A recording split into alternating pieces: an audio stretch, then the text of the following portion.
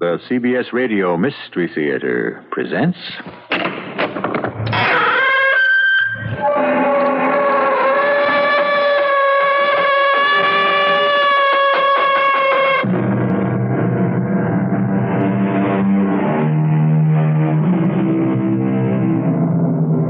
Come in. Welcome. I'm E.G. Marshall. And I know I'm E.G. Marshall. The reason I stress this is because the world seems to be suffering from an identity crisis. People are turning to the Orient in a search for their real selves. Others turn to drugs, and others to new forms of consciousness raising. Today's story is titled A Question of Identity. But in this tale, the search is not for oneself, but to identify the right husband.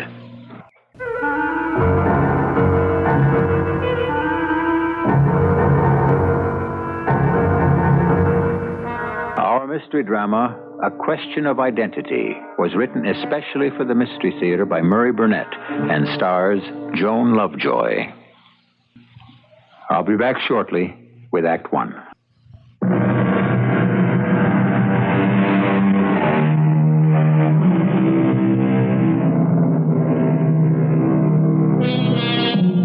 We live in a world filled with kidnapping and skyjacking. Unfortunately, these crimes have become so common that we almost accept them as part of the perils of today's living. Of course, we all know that the motive for kidnapping or skyjacking is either political or involving money for ransom, and sometimes both.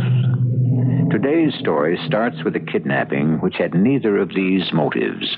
Indeed, it was so unusual that it seemed to be motiveless.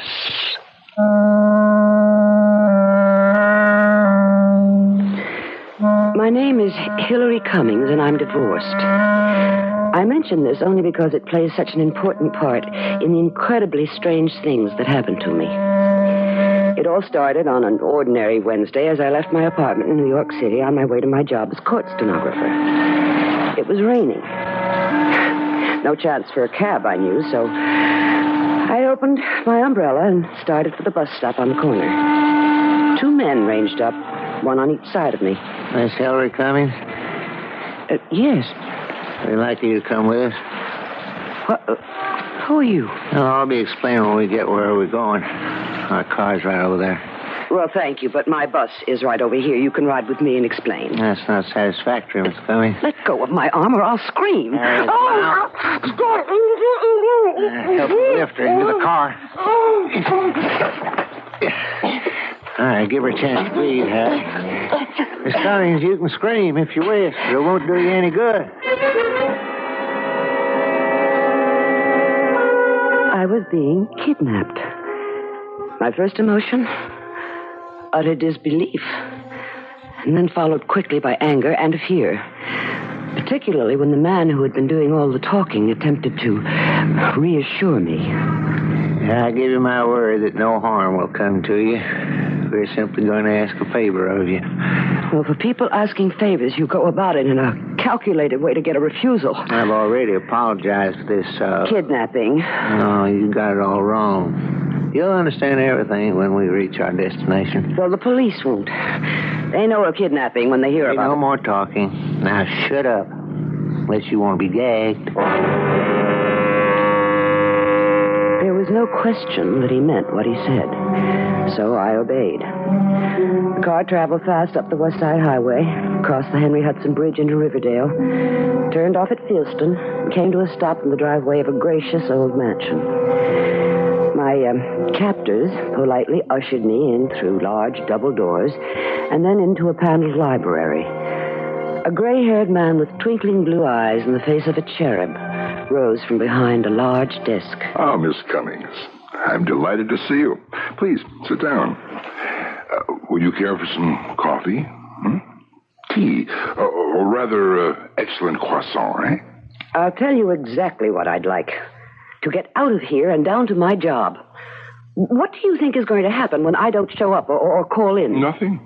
I assure you everything has been taken care of. And I'm supposed to take your word for that? No, not at all. If you wish, you may call and speak to your superior, Mr. Springsteen, I believe. Who are you, and what do you want? Who I am is of no importance. What I want is, simple. I want a small favor from you, one which will do your country a great service. Are you telling me that you're with the government? That's right. Then why didn't you just call and ask me to come and see you? Well, there were considerations. Time for one, security for another. Security? Look, are you sure you have the right woman? Hillary Cummings is your maiden name. And some time ago you were Mrs. Robert Christie, correct? Oh, my marriage to Bob has something to do with my being here, then. It has everything to do with it. I have no choice, believe me.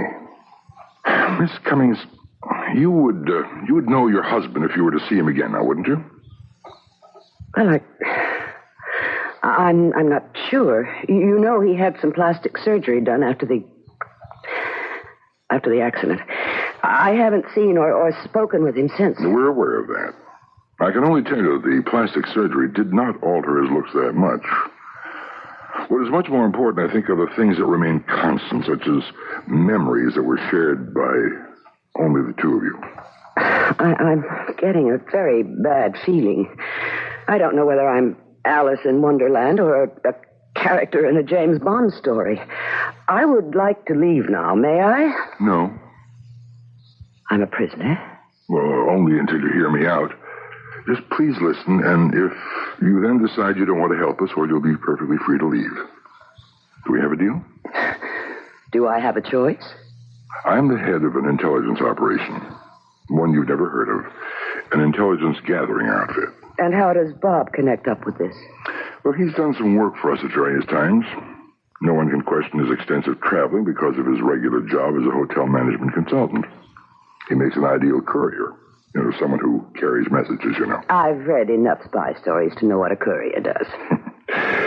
So we come to our problem. Some weeks ago, we were told about an important message that was shortly coming out of Vienna. Our sources informed us that the message had extraordinary importance. We therefore decided to use your ex-husband to pick up the message and bring it back. Bob was legitimately visiting Vienna at that time, and we prearranged with Bob to send us a postcard setting up a time and place where he would deliver this message to us. I've mentioned its importance before, so you may understand our consternation when in the past 3 days we received 3 different postcards, all presumably signed by your ex-husband, setting up 3 different times and places for us to accept delivery. As much as it embarrasses me to admit it, well, there must have been a security breach of significant proportions. But what has all this to do with me? Well, in order to make absolutely sure we get the right message, we need you to identify the right Bob Christie. Mr. Smith. Smith will do. Mr. Smith, now I hope you won't be upset if I say that what you've just told me is the most absurd story I have ever heard. Well, why absurd? You have employed a man as a courier for some years, and yet you expect me to believe that you can't identify him? Bob Christie and I have never met. Actually, he's only had contact with 2 different operatives, none of whom spend more than 5 minutes with him. But you must have pictures or fingerprints, of course. You must have his prints. We had. Both in his file and in our computer banks, but unfortunately, his file is missing, and something has happened to foul up the computer tape. Well, I'm afraid I can't help you. It means that I'd have to see Bob again. And that would be painful. Yes. I know. I've read the court record of the divorce proceedings. Court records? They don't begin to tell you anything. There's no record of the last words I spoke to Bob Christie, is there? No. Well, I've never told this to anyone. And I'm only telling it to you so that you'll understand why I must walk out of here. Right after the accident, I went to the hospital. Bob was lying there in his bed. If he saw me come in or heard me, he didn't say anything. And I went to the bed, leaned over and whispered, "Damn you forever, Bob Christie. I hope to God you die." And now you are asking me to meet with this man and identify him for you. I have to. Are you sure that Bob heard those words you said to him in the hospital? Well, I suppose he did. I never thought about it. I just know I said them. Perhaps he was unconscious. I'm not saying he was, but, well, he might have been, and then he would never have heard them. Suppose I identify the wrong man. No, it's hardly likely. You're not going to be meeting a stranger. One man will undoubtedly have the memories that only you two can share. You'll see. You talk as though I were going to do it. We checked on your background. You have a strong conscience. You can't walk away from this and live with yourself, particularly when I tell you that the moment you appear on the scene, you become a pawn and perhaps expendable. And what has that to do with conscience? Well, your record also shows you have courage. I'd like a little more time. Come in. A man with a passport bearing the name of Robert Christie is on TWA's Flight 13 with a stop in Switzerland. He's due to arrive at Kennedy at 3 p.m. Thank you. Well, I'm afraid you've run out of time, Miss Cummings. Your first appointment is 4 o'clock this afternoon in the Blue Sky Lounge of the Metropolitan Motel.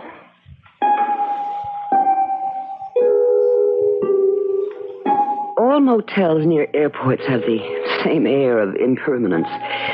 I looked for the third table on the left and anxiously tried to recall every word of the hurried briefing I'd been given. It's really a simple procedure, Miss Cummings. You'll go to the Sky Blue Lounge and be sure to take the third table on the left. Suppose someone's sitting there. There better not be. It's been reserved in your name. Now, you'll give the captain your name and order a slow gin fizz. I loathe them. Well, you don't have to drink it. Just order it. Now, here's your copy of Great Hostelries of the World. Be sure you have it open so the title shows. And then? Wait for the contact. And for your sake and ours, let's hope that he's the real Bob Christie. Your part will be finished after you drop the message off, as you've been instructed. But what if he... Now, you have the phone number for all other contingencies, right? There'll be somebody at that phone 24 hours a day. Good luck.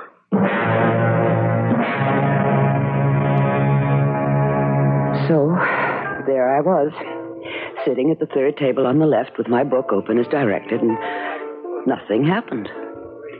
I looked at my watch, 4:15. Still nothing. I decided to wait a little longer. I'd given him an hour. So I continued to read, the gin fizz untouched. And then the waiter handed me a sealed envelope. This was not according to plan. However, I opened it. It read, "If this is your idea of a joke, it's sick. This is no laughing matter, so get out."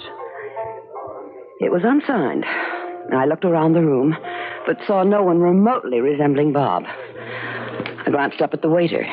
He was obviously expecting an answer. I simply shook my head and tore the note to shreds.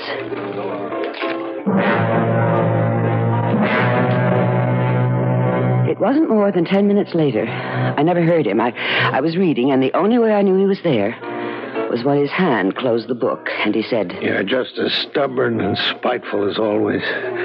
If you have an explanation, I'll listen.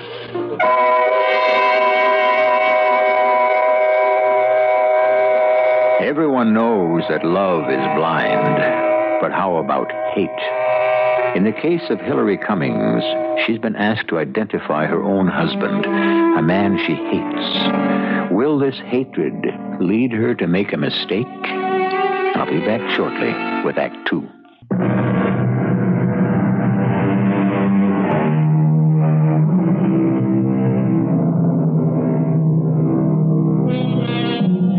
I'd recognize him anywhere. How often have we said those words without thinking? And what is there to think about? Certainly it's a simple matter to recognize someone you've known intimately, even if you haven't seen or spoken with him in a dozen years, unless there are 3 remarkable lookalikes, each one of them claiming to be your ex-husband. That was Hillary Cummings' problem. she is face to face with the first claimant and desperately unsure. I'm still waiting, Hillary. Well, the plastic surgeons did a good job. You look just as you should. I want to know why you're sitting at this particular table, in this particular lounge, at this particular time. Because Robert Christie is supposed to deliver something to me. Agency sure must be scraping the bottom of the barrel if they have to use you as a pickup contact. Here's the message. I can't say it's been nice seeing you. Wait, just a minute. There's more. No, not for me, there isn't. Suit yourself. It will make it easier for me when I talk to the other two men who claim to be Robert Christie. What? The agency received 3 postcards setting up 3 different meetings. That's why, as you so charmingly put it, they scraped the bottom of the barrel and came up with me. You always were a liar. I don't know how you found out as much as you did, but I do know the agency has my prints. Your file is missing, and somebody was also able to mess up the computer tape. Oh, somebody's given you all the answers. You can check. I'm going to. Right now. He left to phone the agency, I suppose. He could have been Bob. He'd had plastic surgery, and maybe this is the way Bob would have looked after aging 12 years. And he talked just as viciously as Bob had. But somehow that bothered me. I wondered if he'd been coached. Shouldn't the years have taken some of the edge off his bitterness? Straighten me out on just what you want from me. You know damn well that I'm Bob. How about the other 2 men? They're imposters. Well, I'll admit you look about the way Bob might have, considering the plastic surgery. You seem to have many of Bob's characteristics. But I don't want to pass judgment until I'm absolutely sure. Oh, what a clever little trap. I don't have my birth certificate with me, but would you like a peek at my passport? That scar above your lip, that's new, isn't it? It doesn't look as though it came from plastic surgery. And Bob didn't have any scar there. He's very observant. I got this from a dog. Oh, but Bob Hated dogs, you're right again. But you see, there was this girl, she was a good friend of mine. She had a poodle. One day, the little mutt picks a Doberman pinscher to fight with. In trying to separate them, I was the only one bitten. I see. What do you see? If you had any eyes or brains, you'd know that I'm Bob. We were married in the Church of the Good Shepherd on January 31st, 1961. Fred Stone was my best man. Your old college roommate, Gloria Humphreys, was your maid of honor. There was a blizzard, but we didn't care. We were going to the Bahamas for our honeymoon. Enough? Very convincing. But if you were an imposter, you might have been coached. Okay. You want absolute proof? I'll give it to you. The hotel has rooms upstairs. I'll register. We'll go up together, and I'll prove it That's to you. enough. I suppose you'd suggest that I make that test with all 3 of you. You wouldn't have to. I promise I'll convince you. No. Thank you.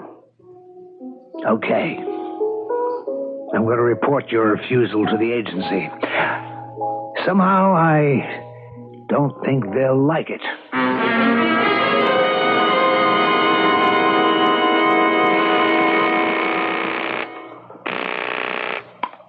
Yes? Hello? Hello? Yes, Miss Cummings. Oh, it is you. I was afraid I'd forgotten the number. I told you this phone remained 24 hours. Well, how did it go? Miserably. You didn't get the message. Oh, yes. Yes, he gave me the message. Then you delivered it. Just the way you told me. I mailed it immediately. Good. I take it he wasn't our Bob Christie. Well, I'm not sure. He did know an awful lot about the past. Well, now, what do I do about the next appointment? Well, I was hoping it wouldn't be necessary. You'll find all the information you need in an envelope, which is on its way to your apartment. I was completely miscast as a female James Bond. Instead of feeling excited or curious about my meeting with the second man who claimed to be my ex-husband, I dreaded it. I hated the frightening spy jargon of the instructions. You will proceed to the Central Park Zoo. You will arrive at the 5th bench from the south entrance to the zoo, not before 1:30 nor after 1:35. It has been arranged there will be no one sitting on that particular bench. You will seat yourself and prominently display the book review section of last Sunday's paper. A copy has been furnished you.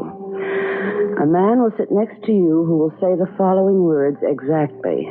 I never can understand people who judge books by reviews, to which you will answer exactly, I much prefer judging them that way than by their covers. I pretended to read the book review section while trying to spot someone who looked like it might be Bob. Finally, a man approached, and I blinked.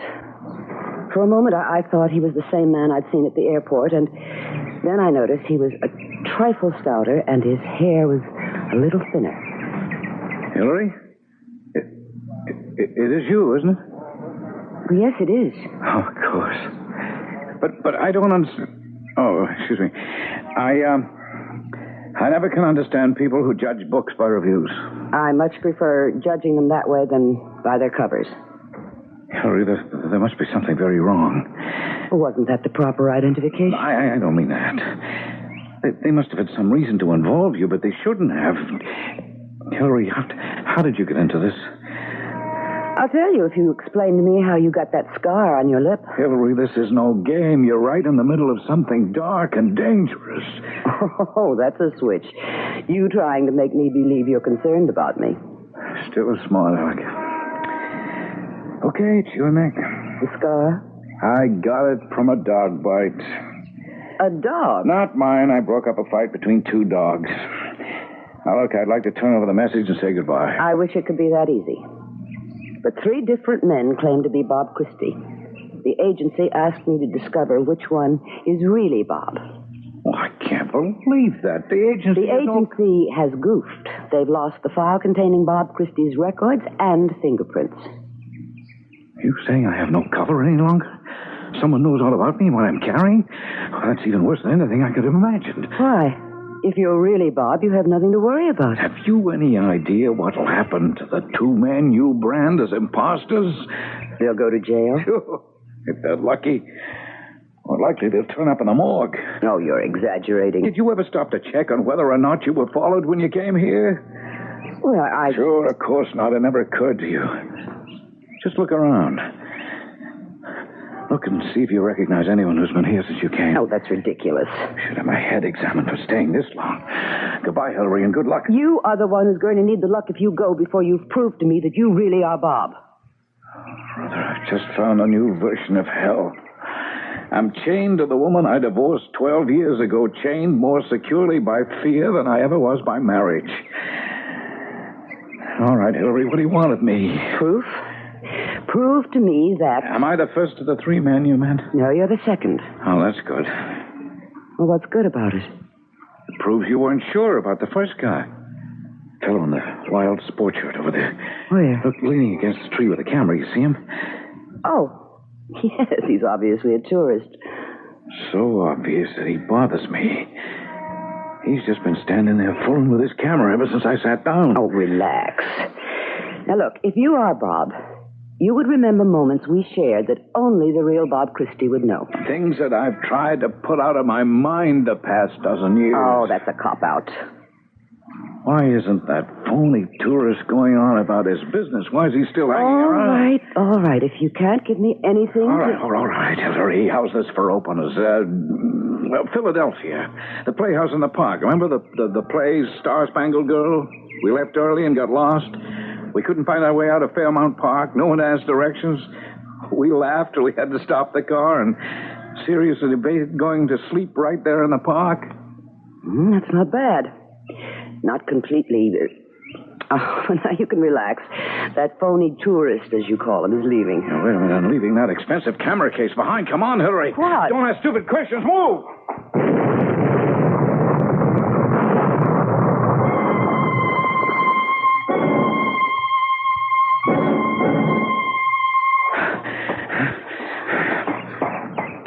Well, now maybe you'll believe me.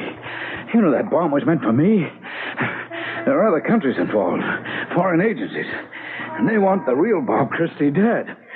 Well, if that's the truth, isn't it possible that these other governments want the woman who can identify him dead also?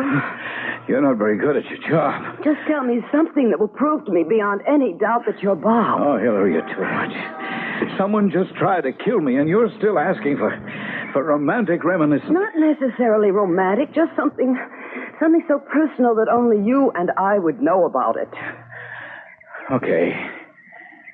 Look, would anyone but I know about the crazy notion you had that death somehow arrives when you run out of memories? I think you'll have to fill me in more. Come on, you know, we both love to walk, ramble around the city, exploring. And frequently we'd come to a street that held memories for you. The old-fashioned ice cream store where you had sodas when you were a kid, or maybe the house where your old high school chum lived. And you'd always say, I wonder, maybe if you live in one city your whole life and store up all those memories, and then suddenly there's nothing left, no more memories, I think that's when a person finally dies. Now, would anyone but me have known about that? Well, it's certainly what I asked for. But I still can't. I can only say you've given me something to think about.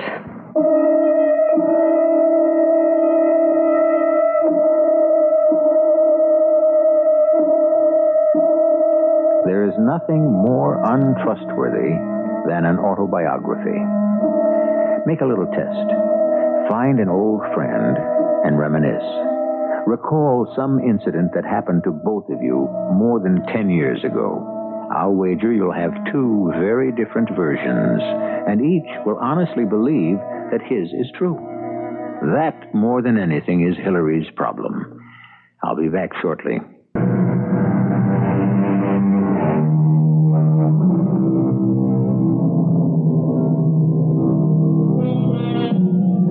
Shakespeare said it's a wise father that knows his own child. Shakespeare never wrote anything about a woman knowing her own husband.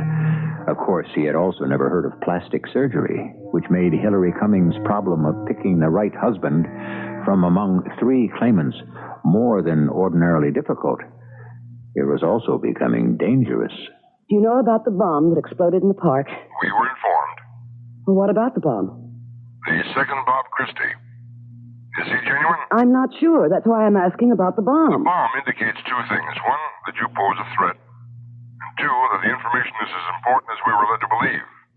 Couldn't it prove that the man I was with was the real Bob, and someone wanted him dead? Or you, Miss Cummings. I'm concerned. You should be, too. The faster you can tell me this man is my husband or this man isn't, the better off we'll be. Now, about the second man. Why won't you eliminate him? Well, he knew something about a silly superstition of mine. A way I had of thinking about memories and places. Was it something unusual and personal? Oh, yes. Wasn't that fairly conclusive? Well, I'm hesitating for two reasons. One is that any organization that could steal Bob's file and get into your computer setup certainly would have the resources to check into my life and come up with a number of incidents and then instruct the impersonator when to use them. Yes, that's a possibility. And secondly, this man used the phrase, "How's this for openers?" Now, not only was that a jarring speech pattern for Bob, but he hated cards and card playing. Openers is a word Bob would never have used. Well, you mean 12 years ago? Well, there's that, of course. So that's why I must keep the next appointment with the third man. The Red Rooster was one of the smarter East Side restaurants. My instructions said the man would carry the identification. He would be seated with an ice bucket for champagne, but there would be no bottle. He would also have a cigarette holder in his mouth, but no cigarette. The table was to be reserved in the name of John Christoffel. The maitre d' led me toward a man sitting at a rear table. He looked up and smiled. He didn't seem as surprised as the others had. And we sat for a short while in silence. I began to feel nervous, so I asked a rather silly question. Aren't we supposed to have something to say to each other? You mean that nonsense about the proper identification with passwords? Okay, here goes. I hope I remember it. Let me see. Now, don't you feel that there's something sad about empty ice buckets and empty cigarette holders? Only if they're empty unintentionally. Oh, really? Who do you think makes up these silly bits, Ah, well. Now that the formalities have been taken care of, let's order a marvelously expensive dinner. After all, it's on the agency. Where did you get that scar on your lip? It's not from surgery, I know. Are you feeling all right, Hillary? Maybe meeting me after all these years... Meeting you hasn't bothered me at all. You are the third man claiming to be Bob Christie. And quite frankly, in my opinion, the least likely. Because you're giving the worst impersonation. Maybe that's because I'm not trying. Very clever, but still unconvincing. Why? Because if the other two were putting on an act, they obviously were better coached than you. I was more shaken than I cared to admit. This man did look more like what I had expected Bob to look like after 12 years. And then he shook me even more when he ordered not only Bob's favorite dishes, but mine also. Well, how's the food? Delicious. Now, how did you get that scar? Well, I got the scar trying to be a peacemaker between two fighting dogs. Damn. 3 men, 3 scars, 3 tales of a dogfight. You seem to take this very lightly. Well, now, I know who I am, and I know who you are, and I know what I'm carrying. I'll give it to you, and you make your own decision. I'd like more specifics on our past before I make up my mind. I'm sorry I refuse to oblige. Refuse? Or can't? Oh, poor Hillary. You're attracted to me, and you resent it. You resent it because of the quarrels and bitterness that made us break up. But why should I dredge up the past to prove to you that I'm Bob? You could set your mind at rest and make me very happy by using the final, irrevocable test. No, absolutely not. Yes, I expected to be turned down. But really not quite so emphatically. The reason I am so emphatic is the real Bob simply wasn't as charming as you. You have a short memory, love. Not as short as yours. You've forgotten that night when the neighbors called the police. And you've forgotten the 3 great years. The 2 years at Lake Dumore and all the other times before. Before what? Go on. Before David died. Before everything went rotten. Before you blamed me for David's death. I begged you not to take David in that horrible jazzed-up sports car. But you did. And you always forget that it was the other car that jumped the divider and hit us head on. If you hadn't been going more than 80 miles an hour, it wouldn't... He would never... Oh, no, stop. Please, stop it. Don't touch me. No, listen to me, please. I'm not Bob Christie. I never was your husband. My name is Charles Shelburne, and I can't stand to see you cry. What? What are you saying? Look, I'll prove it. And wet the napkin and rub off all the fake scars. Look, you see? I'm not Bob Christie. And I'm sick of this stupid masquerade. I wish I'd never started with it. Then why did you? Because I'm an idiot. Did you say your name was Charles Shelburne? The Charles Shelburne who wrote Eagles Victorious? 6 years and not another line since. Well, at least not another line I liked. But what has that to do with your being here and trying to fool me? Oh, that's very simple if you're a writer who's had a smash hit novel right off the bat. And then you find out that somehow nothing seems to come, nothing flows. So you run away, as I did, to a little town in France, and you teach English. And all the time you're at yourself, and then suddenly an old college chum turns up. You haven't seen him in 20 years, and he tells you he's with the government. Oh, very hush-hush, and you'll be doing the country a big service, and maybe you could even get an idea for a book. All because I happen to look like I might be a guy called Bob Christie. If I hadn't read Eagles Victorious, I don't think I'd believe what you're telling me. You're a romanticist. I think sucker is a better word. What I thought was going to be sort of a lark turned out to be something else. Now that I've met you. Oh, no, this is ridiculous. What's going to happen to you when your old chum finds out that you've told me the truth? Oh, I hadn't thought about that. Here, I'll give you the message, but you can tell whomever you report to that it's a phony. But aren't you afraid that something... I suppose the stakes are high, but I can't see how hurting me will help them. But what are you going to do? Go back to my hotel, the Berkeley Plaza. Stay there for the next 2 days. And then go back to France and teach. What about your writing? If you are really interested, you know where to find me.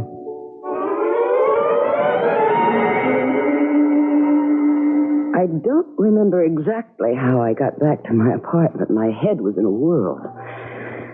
The real Bob now had to be one of the first two men I'd met. But which? And what would happen to the last Bob, Charles Shelburne, if I could believe his story? And I did so desperately want to believe. I didn't even look up after I closed the door to my apartment. Welcome home, Hillary. How did you get into my apartment? I'm here because I want to know exactly what you're going to tell the agency. None of your business. Entirely my business.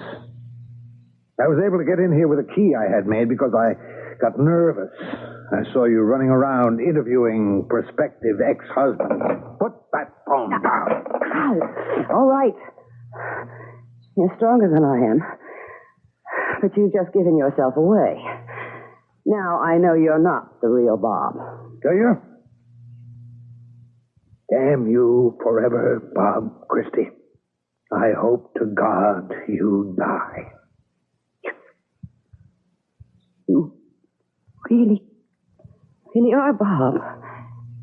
You remember what I whispered to you in the hospital. Why didn't you tell me this right away at the airport bar? Oh, come on, Hillary. When you told me there were two other guys pretending to be me, and I knew the agency wouldn't involve you unless they were willing to take your word. Then, remembering how you felt about me, I figured there was a good chance you'd make a mistake on purpose. And hope the agency would kill you for me, Go to the head of the class. I could still do that, though, couldn't I? That's why I'm here. To give you a reason to tell the truth. That's almost funny, to need a reason to tell the truth. How would you like $50,000? You mean you're that frightened? You're offering me $50,000 because you think... I'm not offering you any. This money will come from my employers. From the agency? Oh, forget the agency. This is my own deal. I've been planning this for years. The agency ran me all over the world like an errand boy and paid me peanuts. Now, I made my contacts. I knew someday something really big would come along. And it did. This message. My employers are anxious to make sure the agency gets it and believes it. I warned them that this whole elaborate charade with 3 different Bob Christies was too much. They felt it would guarantee the agency believing it. Are you telling me that you're a traitor? I'm me. I drive cars too fast, spend too much, live too hard, and never am really happy. Well, now I'm taking the ultimate gamble. I'm offering you $50,000 for just telling the truth.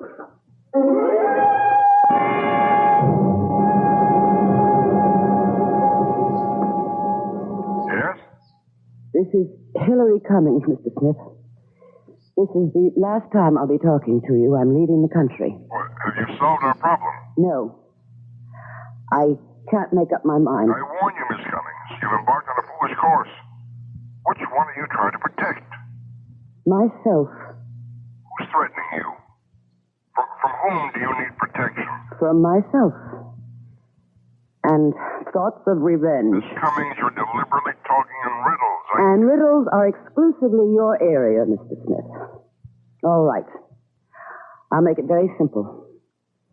You can stop worrying about which is the right message. Because all the messages are false and designed to mislead you. Oh. But then that means that Bob Christie is a... Bob Christie is no longer my problem, Mr. Smith. Whatever he is, he's all yours.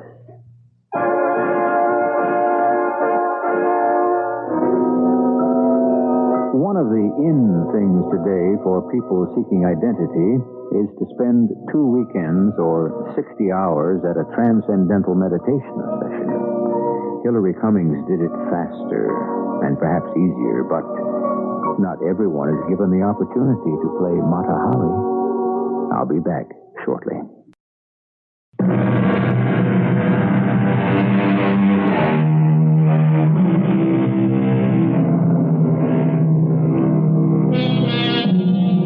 Spy stories go back as far as 2400 B.C., when a party of spies under the command of Joshua were dispatched by Moses to bring back reports of conditions in the land of Canaan. They did, and the reports were in conflict.